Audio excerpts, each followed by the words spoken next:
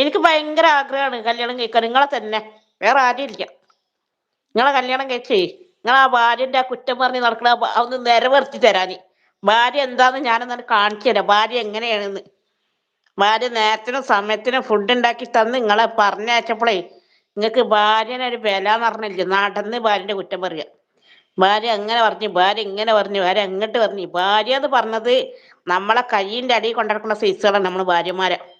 ഇതില്ലാതായി വെക്കണം. അത് ഒരു നേരം നിങ്ങൾക്ക് എത്ര മക്കളെ നിങ്ങൾക്ക് വേണ്ടിയിട്ട് 4 3 വേദന സഹിച്ച് അവരെ സങ്കടം 10 മാസം കൊണ്ടിടന്നാലും പോരാ, അതിനെ പ്രസവിച്ച് വളർത്തി ഉണ്ടാക്കി ആൾക്കാത്ത ആക്കോടം.